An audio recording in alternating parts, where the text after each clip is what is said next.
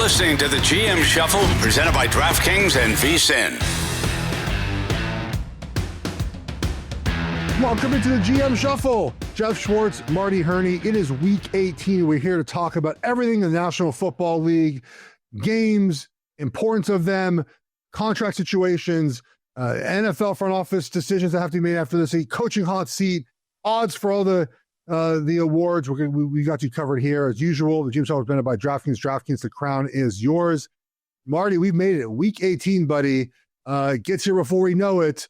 And we have three major games this weekend. They'll determine, two of them will determine playoff position. One will determine first seed, fifth seed, NFC West. Marty, do you want to start with maybe the most important one, the one that's on Sunday Night Football? Yeah, the Ravens. Yeah, let's go. Steelers game. Ravens-Steelers game. The Ravens are the most intriguing team going into this weekend, aren't they, Geoff? I mean, honestly, and we've been down a lot of dirt roads this season in the NFL. I think Atlanta Falcons shocked me the other night by beating the Rams and putting a twist in the NFC South. But I think the Ravens are the most intriguing team going into this weekend because they really are the one team I think that really feels like if they can get in, they can go the distance. They can get through the AFC and get into the Super Bowl. And I think they have all the momentum. When you spend that much time, Geoff, of the season thinking that you're out of it and you don't have a chance. And I think that this Ravens team is really starting to come together. I just read a little thing that, John Harbaugh, and it was probably the Ravens put it on, but John Harbaugh had a watch party for the team for the Browns-Steelers game. This team is a team that has been through so much adversity and has come together right now. I like their chances against the Steelers. I think they would be my favorites to win that game, and they get the 4th seed. Nobody wants that 5th seed in the AFC. You do not want to go into Baltimore for that first playoff game. So this is a very intriguing game. It's all going to go through Derrick Henry. Biggest question is who starts at quarterback, Lamar Jackson or Tyler Huntley?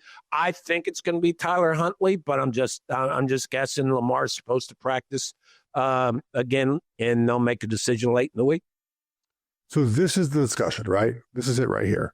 So Baltimore's a 3.5-point favorite. It does feel like this is a number that's set up with Lamar Jackson playing, correct? I mean, I can't imagine they're a 3.5-point favorite on the road with Tyler Huntley as their quarterback. Now, as we record this right now on Wednesday, there is no update on Lamar Jackson's health, right? It's a Wednesday. The first practice of the week is today. So we'll get a good idea on injury report and whatnot. John Harbaugh has indicated that, he improved last week. But, wasn't able to get on the field. We talked about this the other day. Like, I think that, he looked on the sidelines like he was mobile and able to move a little bit more than I thought he would. So he does feel like he might be close to playing. But here's a question I pose to you, Marty. Lamar Jackson, 75, 80%. Tyler Huntley, 100%. Who are you choosing? Tyler Huntley. Because he's proven it. There's a chemistry with this offense, with him in there. It gives Lamar another week that, you have confidence in him coming in, winning this game, and then you have the option for Lamar a lot healthier next week. I just think that this team has proven that they can play well, and I think that Tyler Huntley's mobility really actually helps the offense, and it kind of frees up the inside running game for Derrick Henry. So right now, I would say, to me, I would be pushing. If I was a general manager, I would have been pushing all week. Hey, let's start Tyler, give Lamar another week. Okay. If I ask you the question about the same question, Patrick Mahomes, Josh Allen, Joe Burrow, Jalen Hurts, Justin Herbert, name your quarterback, I think you would say you would rather the starter played. To me, Marty, this is an indictment on Lamar Jackson, that people, you, others, are okay playing the backup instead of the two-time league MVP. That, to me, is a problem. Like, if I was in that locker room and I could choose the guy, the MVP, or the guy who's led me through so many years, or Huntley, I would probably want the veteran, just honestly. Now, if he couldn't play Marty, you can't do that, right? But I think we would choose the starting quarterback I mentioned in every situation. It's odd to me that people want Tyler Huntley to play over Lamar Jackson. Because he's healthy and he can do the things that the offense needs. I'm not sure Lamar Jackson, whenever we see it back or we dismiss it, and he's been hurt most of the season, Geoff, and I don't think he has been able to play up to his potential and maximize the physical tools of these guys. And to me, it's not. I think Lamar Jackson's a terrific quarterback, and it's not an indictment on him at all. It's actually a defense saying that, listen, this guy's been more injured than we've been saying all year. And they have tried to get him in there because he is so good and it is so important to him. But we've seen Tyler Huntley come in and win big games for this team down the stretch. And I just think I would rather give him another week and have a guy who is 100% because he fits into what they do offensively. His mobility, Tyler's mobility frees up Derrick Henry inside. And I just think that for this week and the momentum that the Ravens have, I would start Huntley. In no way is this an indictment on Lamar Jackson. He's their starting quarterback. He's one of the top quarterbacks in the league. He has not been healthy, Geoff, and I can't get that picture out of my mind when he ran that quarterback sneak. I think it was a sneak a couple weeks ago, and you could just tell the stiffness that he had in that. That back is an issue, and I think you just would like to get him as close to 100% as possible. Not going to be 100%, but you just got to get that back to where it's loose and he can do the things that Lamar does. I'm with you there, and I'll back you up on some of the stats here because I just pulled them up for us. The first 5 games of his season, he was completing nearly 73% of passes. The last 7 games, 57%. Even just going a step further, since week 10, since about the time he started getting beating up, completion percentage ranked 30th in the NFL, passing yards 27th, 28th in passer rating, and 5 total touchdowns since then. We know the rushing numbers have come way down this year. So obviously impactful for this offense to not have him out there. And we saw last week just having the threat of a running quarterback changes how you have to play this offense. And that made a big difference in their results. Derrick Henry with 4 touchdowns, a great game from him. On the Steelers side, with no DK Metcalf, they just don't have an over-the-top type of player. It does feel like they need to target Freiermuth more, who now will get maybe more reps because Washington is out for the season. And then Gainwell just has to be part of the offense more. He leads the team in receptions, and they didn't use him enough last week, in my opinion. Now, they used him a lot to help chip on Myles Garrett. Without Myles Garrett in the lineup, for the Reds, I do feel like if you're looking for props or ways for Pittsburgh to win this game, those guys have to be a big part of it. But also, too, look, Marty, this is the Pittsburgh Steelers spot, man. This is the Mike Tomlin special, right? We talked about last week, Mike Tomlin special in the other direction. This is it, man. People counting them out. They're home underdog. No one believes in them. And they make this game as ugly as possible and win 12-10. Like, I would not put it by the Steelers to not just win this game for that reason. Yeah, I agree. But I just think that at this point, I think the Ravens they're rolling. I think they have too much momentum right now. And Geoff, I love this game. These are 2 old school styles, right? But my question is, I think the Pittsburgh Steelers are a very traditional organization that maybe their blueprint of how they win games doesn't translate as well to what we see every week in the NFL as they need it to be to make the playoffs and make a run in the playoffs. And listen, the Ravens need to run the ball as well, but they do have, whether it's Snoop Huntley, whether it's Lamar Jackson, they have another weapon back there. I just think that the Ravens are a team right now that is gathering that momentum and getting hot at the right time, which we always say. Those are the teams that go deepest in the playoffs. And I just think that if the Steelers do lose this game, there's going to be a lot of discussions about moving into next year. And we'll talk about those discussions in a little bit when we get to some of the coaching decisions that we made after this weekend. Let's move to Saturday night here. Niners, Seahawks. This game is hosted by the Niners. They're getting 1.5. Let me Seattle's favored by 1.5. Your total, 48.5. The winner of this game is the 1 seed in the NFC. The loser goes potentially to 5th or 6th, depending on what the Rams do in their game. The Niners, man, look, they are playing some good football on offense.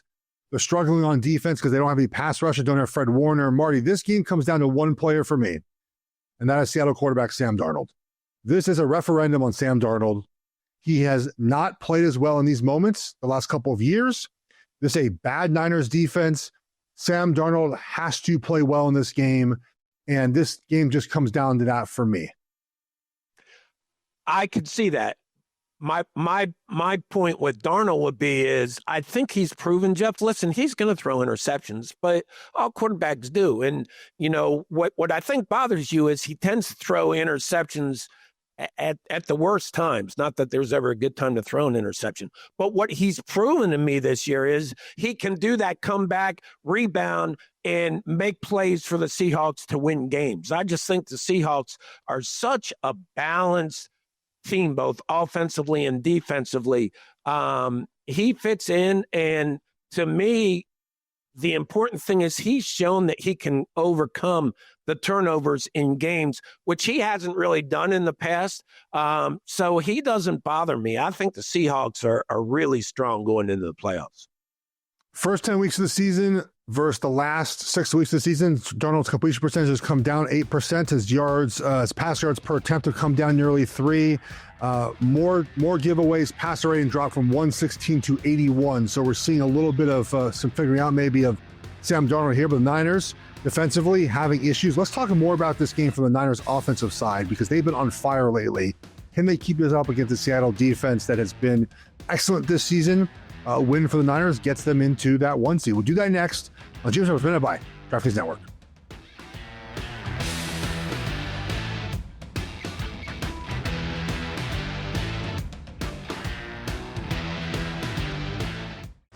You're listening to the GM Shuffle, presented by DraftKings and VSiN.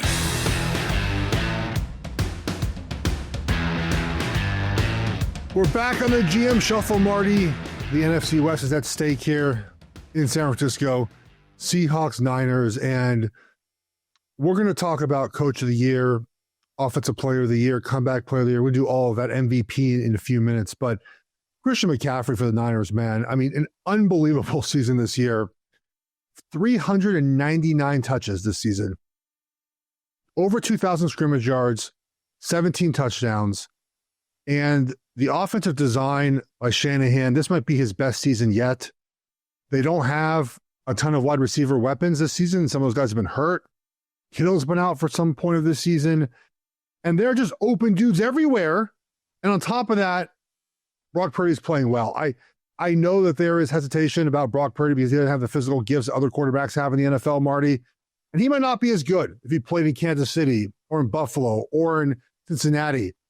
But he's damn good with the Niners, man. I don't know. At this point, we have to start giving him his credit. I know people don't want to do it, because Shanahan is a good coach. We know that he's been a good coach with every quarterback he's been with. But man, this Niners offense, buddy, it is rolling the last 3 games. 42 points a game, nearly 300 yards passing, 13 touchdowns, 2 interceptions for Purdy the last 3 starts. I'm so impressed by this Niners offense. Can they do it again against Seattle's defense? Yeah, the 49ers are trying to do something only 2 other teams have done, right? The Bucks and the Rams, as far as if they can win and get the number 1 seed, get the home field advantage throughout, they will be the home team in the Super Bowl. They'll play the Super Bowl at their home stadium. So 2 teams have done that, and both the Bucks and the Rams have won the Super Bowl. So there's a lot at stake here for the 49ers. I'm with you, Geoff. I was one of those guys that always says, gosh, I don't know whether the 49ers can win the Super Bowl with Brock Purdy at quarterback. But as personnel people, what we don't talk enough about, in my opinion, is fit. And Brock Purdy fits this offense and Kyle Shanahan's offense perfectly. And, middle of the season, I was saying, gosh, I don't really think it matters whether it's Brock Purdy or Mac Jones that starts when Purdy was battling injuries, but I would not say that now. I think that Purdy is the difference in this offense. They're going to be really hard to beat. I do like the Seahawks just because of their balance, and I like the fact that the running game is starting to come, but this 49ers offense and really the defense with all the injuries has just played amazingly. So this is going to be a terrific game, in my opinion. So the reason that I have trouble with the Niners of picking them to win the Super Bowl, win the NFC, is their defense is bad. It's not their fault. They have too many injuries. Right. And to me, you can't have such a deficiency on your team to get to the Super Bowl. Mahomes has kind of ruined this because the Chiefs have had deficiencies. He's overcome them. But for the reality is, a lot of times you just don't get a Super Bowl with a deficiency of we can't stop anybody.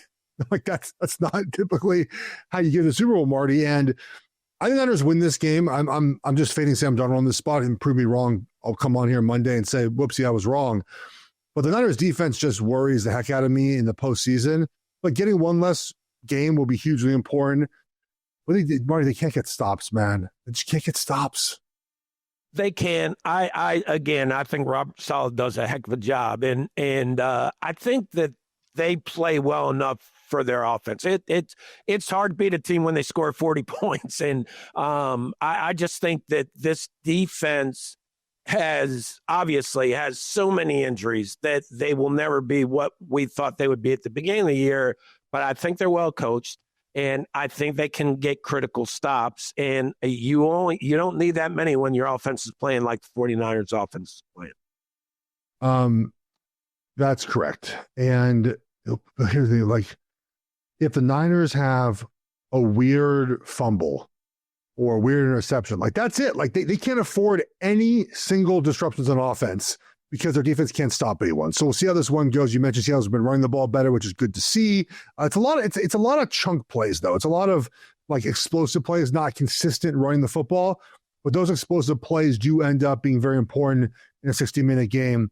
All right, Marty, NFC South time, buddy. Carolina Panthers go to Tampa Bay. What are you laughing at the NFC South for, man? They just when you thought it couldn't get any crazier, Geoff, it got crazier with the Falcons beating the Rams. So the way this breaks down is that this game is on Saturday afternoon. The Panthers go to Tampa Bay. The game can be nothing by Sunday afternoon. I'll tell you why. Right now, Carolina is one game up on the is on the Bucs. And if they lose this game, Tampa Bay will be 8-9. Carolina will be 8-9. And they will wait for Atlanta, who plays the Saints on Sunday. If the Atlanta finishes 8-9 with a victory over the Saints, 3 NFC South teams finish 8-9. The Panthers, via tiebreaker, win the division. So it'd be easiest for Carolina to just win the game on Saturday, and win the division. Tampa would then be out. But if they lose and Tampa wins, there's a possibility Atlanta, a 3-point favorite at home over the Saints, beats the Saints, and the Panthers are in the playoffs anyways. That all being said, Marty, I do think Carolina wins this game, and I'll give you a couple reasons why. We have seen this year for 10 weeks in a row. Carolina has won a game, lost a game, won a game, lost a game. I don't know why they have this lack of focus week in and week out, but when they are good, they beat the Packers, they beat the Rams, they beat the Bucs 2 weeks ago. When they are on, and the pattern has shown, we have enough sample now, that when they play part of the week before, they play much better the week after. Is that the only reason I want to wager on them to win this game? No. More importantly, Tampa Bay absolutely stinks the last 2 months. They've won one game in the last 8. Nothing they do well in the past is working now. Their defense is not very good. They can't block as well. Mayfield kind of looks his age. Now he has a little bit of a shoulder problem as well. Injuries are taking their toll. Nothing seems to be working well for them. So I think Carolina off a loss last week where they didn't play well. They'll get back to what they do best. And Tampa Bay's just not playing good football, Marty. Yeah, can they win this game? Sure, it's the NFL. But I do like the Panthers to cover this game at least. This number is floating anywhere from 2.5 to 3. Yeah, I agree with you. Of course, I haven't gotten the Panthers right all year, so I don't know whether that's good or bad for them. But I do think they're the team that comes down. The Bucks, I don't know. The Bucks there is they have some issues, and Todd Bowles this week kind of referred to it as a confidence issue. They just haven't been the same team since Baker hurt his shoulder, Geoff, and he is so important to them. I just think that this team is really got some issues and just hasn't been able to find that winning formula that I had earlier in the year. And they were winning a lot of close games early in the year, but they just have not been good. So I don't see any way you could pick the Buccaneers here. Obviously, they can win the game, but the Panthers are a young team that keeps getting better. I can't explain why they win one week and lose the next, but I'm with you. I like them going in here to win the game. But, if they don't, they watch Sunday's game against Atlanta in New Orleans and root for the Falcons. And that's how sick are you if you're in Atlanta right now and you look back to week 13 and say, if we didn't lose to the Jets, the New York Jets by 3 points, we'd be playing for the division. So we can start the discussion now about coaches if you would like, but Atlanta and Raheem Morris, as we get to Monday, there'll be a decision on a lot of these coaches, right, Marty? Who's going to be in, who's going to be out. And I have to think Atlanta looks at this season as a lost season. When the division champion can be 8-9 and not be you guys, it is a lost season. Now, of course, Michael Penix, the injury there was not great and did hurt them. They've had some young guys on defense sort of step up. But if you are Atlanta, are you keeping Raheem Morris? And does the result of this next weekend matter in deciding the fate of his job? I don't know whether it should matter, Geoff, but I think it will. And I think the Falcons might be the most talented team in the division. I love the way they've drafted. Obviously, they've had to change the change at quarterback with Penix's injury. But I really do think that the Falcons probably should have won the division this year. And I just think that they are a team that has talent that are going to be very good in coming years. So what do you do for a young quarterback? You don't want to keep changing his offensive coordinator and his offensive coaches. You want at some point some stability. So do you go another year or do you make the change now and try to start the stability knowing that you have a young roster that you're going to keep improving by continuing to draft well? That's the question that they have to face. I just don't know if Raheem Morris gets you to that place you want to be. And we have seen improvement in the team this year, but you have to make sure that you do the best you can to put the successful pieces around Michael Penix and get him. Your job is to get the best out of him, right? That's your job as the coach. And I'm not sure Raheem Morris is that guy, honestly. And he did okay this year, I think, navigating some of those issues. But they had a long stretch of the year where they were not very good, and that kind of cost them. But they lost Atlanta. Look, the reason why they're not in the postseason, they lost the Panthers 30-0, got blown up by the Dolphins. They lost the Panthers again in a game they should have won. If you remember that game, a late Panthers comeback. Lost the Jets. Like, those are losses you can't have. And so, if you think that Raheem Morris can get better as a coach and he provides you the opportunity to make Michael Penix the best he can be, then sure, absolutely keep him as a coach. The thing as well that we'll talk about moving forward in this show is who is out there to be a coach. Who's out there to replace these guys? That's a topic that you have to talk about in a building when you fire someone else. If you like what you're hearing here in the GM Shuffle, there's even more at VSiN Pro, betting, splits, power rating, and sharp analysis, all for $9.90 first month. Go to VSiN.com. That's on check out all these subscription options. We have two coaches out, Giants, Tennessee Titans. As we approach Monday, Black Monday across the NFL, we're going to have more coaches. They're going to lose their job. Typically around 7 coaches are out at the end of every year. We're going to talk to Marty, former general manager, how this process works. What are you looking for this week? What are you looking for in the future? How do you fire a coach? What that conversation like? What matters this weekend? We'll talk about all that next. GM Shuffle presented by DraftKings Network.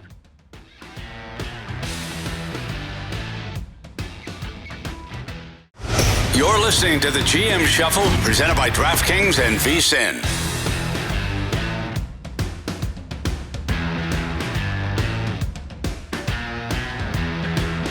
Welcome back on the GM Shuffle.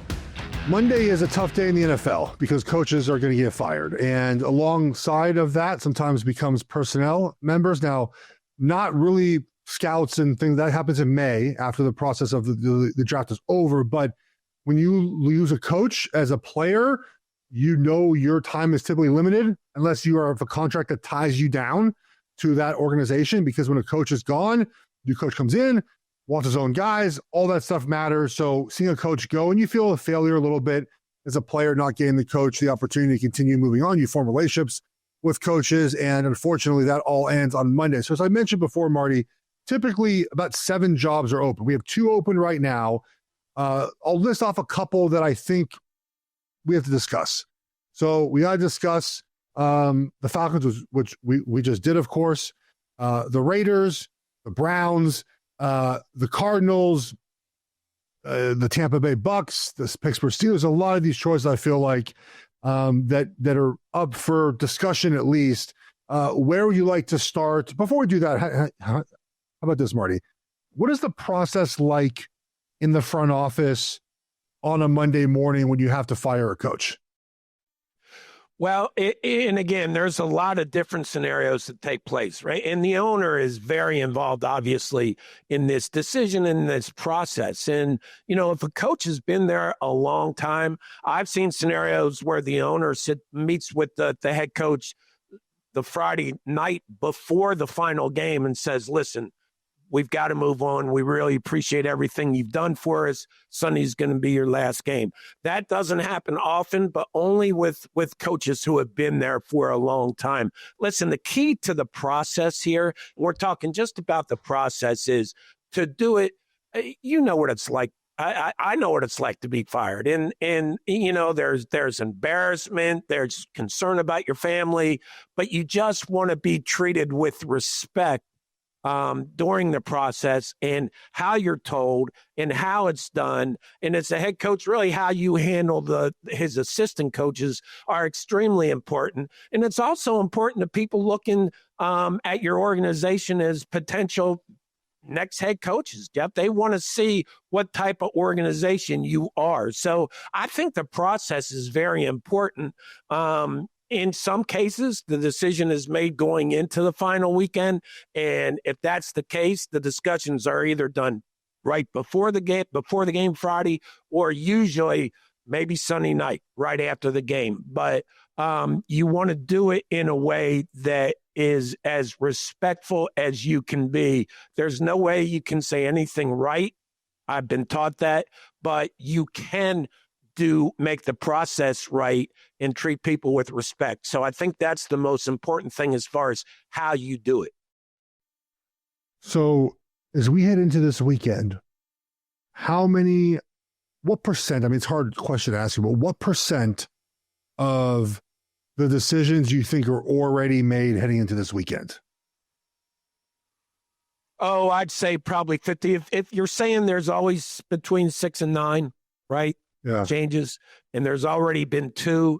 I think there's probably 2 to 3 more that, at least in the owner's mind and maybe owner, general manager, the decision's been made. So, but it's really a different type of year where you're looking at coaches who, in some cases, have been there for quite a while. So I think that the way this year's gone, I think right now people are waiting till the games are over. But I do think in reality, there's about 2 or 3 that coaches who the owners have decided they're going to make a change. So as we go through these situations here, I just want your opinion on whether or not either it matters this weekend or the coach is going to be back. So I'm just going to go off essentially the bottom moving up. So Las Vegas Raiders, Pete Carroll, 2-14. I think Pete can still coach. I don't know how good of a coach he is anymore, but my decision would be to fire him because I don't trust him to develop Francisco Mendoza. What was the decision for you on Pete? I imagine this decision has already been made, right? This weekend does not matter for him. What do you think the Raiders do here? And really, when you listen to Pete Carroll this week, it kind of sounds like he might be on board with them having to make a change. I think that I think the quarterback point you made is very important. And if you're going to bring in somebody, if you're going to bring in an offensive head coach, bring him in so he can have a voice in who you're taking at quarterback. So I think those are one of the ones that, to me, if there is going to be a change, that's probably already been decided. And Pete Carroll probably has a pretty good idea what's going to happen. And would you fire Pete Carroll? I think, Geoff, with the way this season's gone and with the number one pick and bringing in a quarterback, I'd rather bring in a head coach to form his staff and start with the young quarterback from day one. I think you're right about that. Now, the offensive coach, I just don't know who's going to get these jobs. I mean, Matt Nagy, Kafka, Joe Brady, Clint Kubiak. It was not a ton of guys that come to top of my head as like surefire offensive guys. Now, there are defense coordinators that might get jobs. But again, then you have to find the OC, hire the OC, and then they're gone after 2 years if they're good. I mean, Mike McDonald's going to deal with this, right? Like, you might lose the OC after one season, and then you have to rebuild another offensive coordinator. So it's a tough process to hire a defensive coach. All right, just moving sort of up the list in the AFC. Does Aaron Glenn keep his job? 3-13 right now.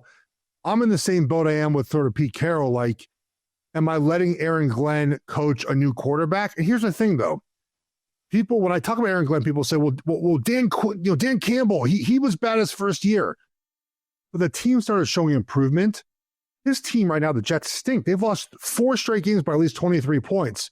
Does Aaron Glenn survive? Context, it does sound like Woody Johnson is going to keep him. So, what do you think about Aaron Glenn? I think that decision's already been made to keep him and move forward. So it really doesn't matter what you and I think, because I think that the owner's already made the decision to not make a change. I don't get vibes that are good out of the Jets. And look, I played for the Giants with Tom Coughlin for 2 years. We weren't good, but I played with the Giants for 2 years. Then I went to the Lions. Okay, it was before Dan Campbell. This was with Jim Caldwell, like very respected coach. I love Caldwell. Like they were winning at the time. Yep. But the difference in vibe in a building where you walk into New York and there's 4 Lombardi trophies sitting right there, and the Lions, who are perpetual losers for so many years. Marty, I've never experienced anything like it. Like going from the win. Again, we didn't win in New York. We were 6-10, I think, both years. But the vibe of the building, the way people think in the building, it's so different. And I think that does hamper the Jets because they've been losers for so many years. And it takes a special personality like Dan Campbell's doing in Detroit to break through it. Rex Ryan did it, right? Like the special personality, right? To break through the losing, the stench of losing, and the kind of the poor ownership. And I'm not sure Aaron Glenn is that guy. We'll find out as we move forward. Sounds like he's keeping his job. Tennessee's fired their coach. The Cleveland Browns are getting rid of Stefanski, right? He'll be hired tomorrow. If he gets fired today, he'd be hired tomorrow. But it does feel like Stefanski's gone. Is this a mutual thing? Is Stefanski going to ownership and saying, like, can we just mutually part ways? It feels like Stefanski doesn't want to be there anymore. Well, I don't think that ever happens unless the head coach really feels like he's going to be fired. But that does not happen, Geoff, just because of a lot of reasons. A head coach, I don't know any head coach that's gone into ownership and saying, listen, let's mutually agree. But I do think that the Browns probably decide to make a change. I agree with you. I think that Kevin Stefanski is a very good football coach, and he won't be out there long. And you talk about who the teams hire that fire their coaches. Well, this year they might have a couple choices from guys who just got fired. Yeah, I'm curious to see where Stefanski goes. I think he'll be just snagged up immediately. And it does feel like, have you ever had a coach come to you? I don't think this is the case, but say like, I'm just done. Like I need to move on. Please fire me. No, and for one thing, their agents would tell them you have to be very careful, especially if you have more years on your contract. It really is right now. People are very careful of what they say and who they say it to. So again, I think that there are some head coaches that probably know, and there's some head coaches that don't want to be there, but that's the owner's decision. That's not their decision. Yeah, I'm sure the owners and general manager are talking to each other a lot right now. In the AFC, a couple more. We might have to go quickly here. Zach Taylor, does he survive another year without the playoffs?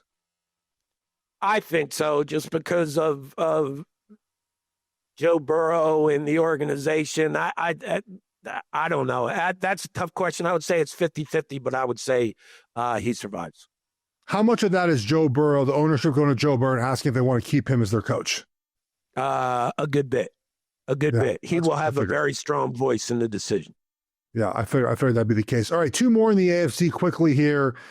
How much does the winner of the Sunday night game matter for keeping their job? I think Mike Tomlin's 100% secure. I don't think he's going anywhere no matter what happens.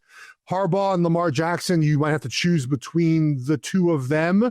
What do you think about those two jobs quickly, Marty? Well, I think the Ravens, no matter what happens, Harbaugh comes back. And the Ravens are a really good organization, Geoff. And I think that Lamar Jackson and John Harbaugh are both back with Baltimore. And with the Steelers, I think it's a little bit dicier. I think that there is a lot of public sentiment to make a change.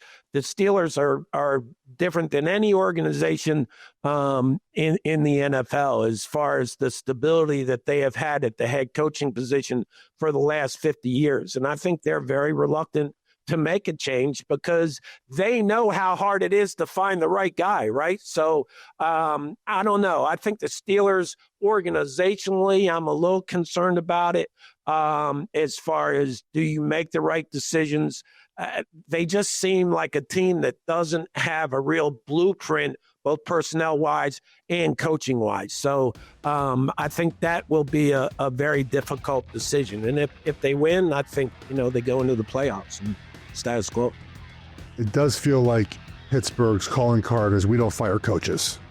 That's feel like they're very proud of that. And it's been worked out for them, but it feels like not one playoff win, Marty, in 8 years. So it's getting stale there. We'll move to the NFC, and then we'll give you some ideas on MVP, some of these other wagers to make here on the GM Show presented by DraftKings Network.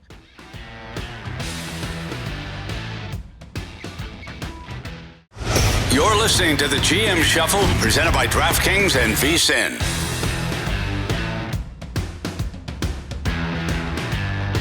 We're back on the GM Shuffle. We're going to finish up our coach listing and talk about some of these odds here. I've been told, Marty, too, behind the scenes, we don't cuss enough and say bad words, but we're not going to do it because we're going to keep going here in the way we do things. I'm worried about you, Marty, not me. I don't know, man.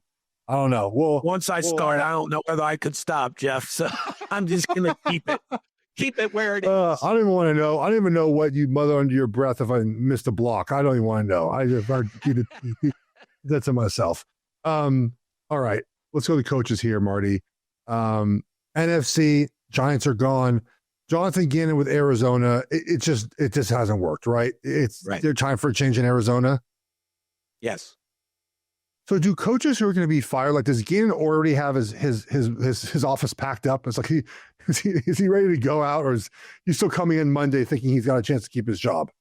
Yeah, I don't think he will have his office packed up. I have been with coaches who have had their offices packed up, and they always close their door because, again, everybody's sensitive as far as the whole quitting or getting fired thing. But it's rough, Geoff. Listen, when you go through, losing seasons are bad enough, but now you get this time of year, you bring in the human element, guys you've worked with for 4, 5, 6 years, and now, people are losing their jobs. And it's not only the head coach, it's all the assistant coaches if a change is made there. So, and as a general manager, I think you learn a lot over this last month about the communication you have with the owner and where you stand there and what the visions are moving forward. So this is a really hard week. I just think that the human element is brought in. Losing is hard enough, but now when you bring that in, it's tough. It's just something that you just dread. Do you think, or have you had a situation where coaches try to talk you out of firing them? Yeah, I mean, I think the biggest question is why, and why did you do this, but basically what you learn, Geoff, is first of all, usually I think the owner would be involved in the conversation as far as telling the head coach he's not there. But as far as the general manager goes, it really doesn't do any good. I mean, if a head coach starts that, you would say, listen, I understand, but the decision's already been made and we're going to move forward. I don't think there's a lot you can talk about once the decision has been made, because once it's made, it's not going to be changed. Yeah, I assume that. I've been cut many times. I never try to convince you to stay. Please let me stay. Please. I need to stay. Please don't let me stay. I always love the courtesy, like, hey, bud, I'll help you any way that can help you out. I'm like, sure. Yeah, I know. We do mean it. We really do mean it. But I'm sure you do, Marty. It's a very hard thing to do. And I mean, you do want to help guys when you can. But, that's why there should be a lot of conversation because of this one right here. So, I realize when I sit down with you, and no matter what I say, when you leave the door, you're still cussing me. So, and rightfully so. I mean, it's livelihood. I've been officially cut 3 times. And then you guys let me walk in after I was hurt. I didn't really get cut. I just was an unrestricted free agent, or restricted free agent. You guys, whatever it was. But like only one time I asked why. The first time you guys cut me, I was going to practice squad. I knew it. The Lions cut me my last year in the NFL in camp. I knew why. And then, not Brad. Brad Quinn and Jim Caldwell talked to me. I was 30 years old. We can have a real conversation. But then when the Giants cut me, nothing. Like Jerry Reese wouldn't tell me any reason why I was cut. I never talked to Ben McAdoo. I went up there to sign my paperwork to do my exit physical, and no one was even in the building. Like it was like during the cut. I never talked to one person who told me why I was cut. And I feel like at age 29 in year 8, heading to year 9, I deserve a little bit of an explanation about why I'm being cut. I mean, even you can tell me in my face, you suck. You didn't get what we paid for, but give me a little respect, man. I get if you're 22 and you're a practice squad guy and you're just saying, hey, man, you're off the team. But I'm a multi-year starter. Give me a reason why, Marty. That was, to me, I felt a little disrespectful.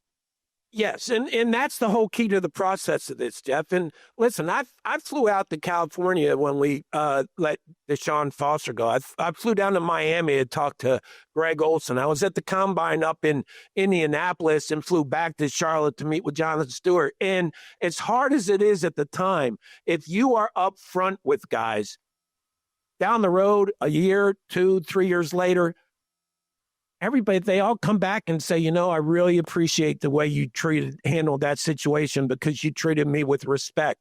And it is even more important to do that with these potential moves that will happen this weekend, Sunday and Monday with the head coaches. One more coach I want to get to before we get to the MVP discussion. Todd Bowles in Tampa Bay. It just feels like it's the end. Lost 7 of 8. And the message and what he's done for that program just feels like it's over. And nothing inherently wrong with that, Marty. I think he'll find a job somewhere else. But it does feel like whatever he had going is over now. It does feel like he will be fired, win or lose on Saturday. Is he out of a job? I can't win. I think it would depend on how far they go into the playoffs. But right now, I don't think it looks very good for Todd. I've known Todd since he was a player with the Redskins in the 1980s. So he's a class guy, and I root for him all the time. But I just think that head coaching jobs, general managers' jobs, we've talked about this, Geoff, they all have life cycles. And there's a reason for that stat that, 85% of the teams that win their conferences and make it to the Super Bowls have been won by teams that have had the current head coach for 5 years or less. And I don't know whether it's because the message gets stale or what happens, whether there's a disconnect between the front office and the head coaching as far as the personnel. But I think that there is a life cycle. And I think that definitely if Tampa does not win the division, I think that you would expect the decision to make a change be made. The winner on Saturday afternoon and potentially the Falcons-Saints game does feel like it will decide some of these awards races. So right now, Offensive Rookie of the Year, Tedderone McMillan's the favorite. The Panthers wide out. Tyler Shuck is right behind him. It does feel like the Panthers play well. McMillan wins the award. Panthers play poorly, and the Saints win on Sunday. Shuck wins the award. I will say, man, I think Shuck will be very deserving of this award if he ends up getting it. McMillan's had a great year, but been maybe more up and down. But he's reliant on, obviously, Bryce Young getting him the ball. Tyler Shuck's played really good football, Marty.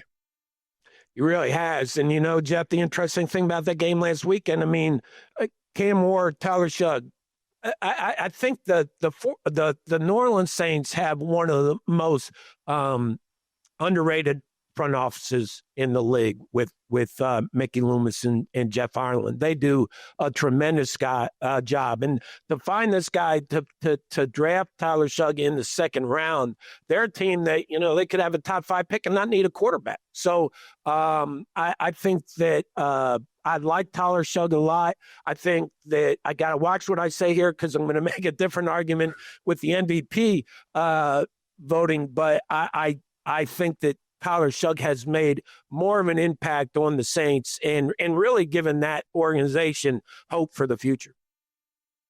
Well, let's get to the MVP discussion. So, entering Monday night, not an overwhelming favorite, but a pretty good favorite, Matt Stafford. He has a bad first half. It flips, and it's come back down a little bit. Right now, according to DraftKings, Drake May, minus 295 to win the MVP. Stafford plus 225. That's a pretty big split there.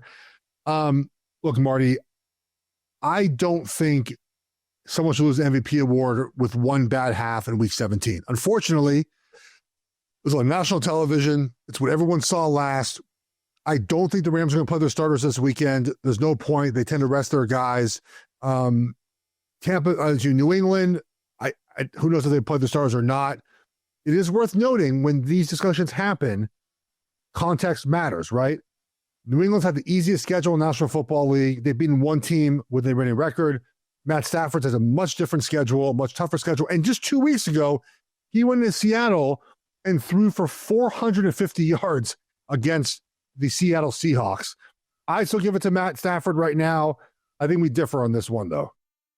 Yeah, we do. And I think that I do think that last game obviously hurts him a lot. And I'm like you. Drake May, with the schedule and really with what the Patriots as a team have done, I'm going to throw one at you that's going to make a lot of people say, oh, here he goes again with running backs. But Christian McCaffrey, he needs 110 receiving yards to be over 1,000 rushing and receiving in the same season for the second time. Nobody has done that. And my question to you is, the 49ers have their fate in their own hands. They control their own destiny. They can get the number 1 seed in the NFC by winning Sunday. And would they be able to have done that without Christian McCaffrey? And the answer is no.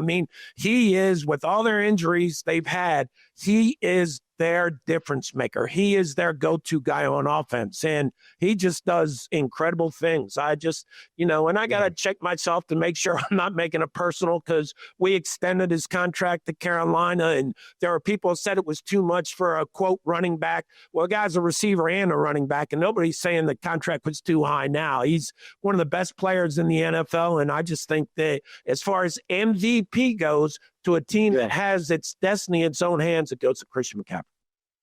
So McCaffrey's going to win Comeback Player of the Year. I think he should also win Offensive Player of the Year. I think that's the award for him. JSN's been great this year. McCaffrey's been more important and done better things from that position. And I don't remember a year, Marty, where someone got 2 awards. That might matter to voters. But I think Offensive Player of the Year is where you give him that award. You give MVP to one of the quarterbacks, and that's how you make it. Now, again, 2 awards in one season, unlikely to happen. Right now, Coach of the Year, by the way, slight favorite to Vrabel. Shanahan, he wins on Sunday, potentially gets an opportunity Saturday, I should say, to win MVP, to win Coach of the Year as well. So a lot riding on the games this weekend. We'll hope you guys enjoy. Lots to talk about on Monday when we get back. Please rate, review, subscribe. Always appreciate that. Happy New Year. Talk to you guys on Monday. Take care, everybody. New Year.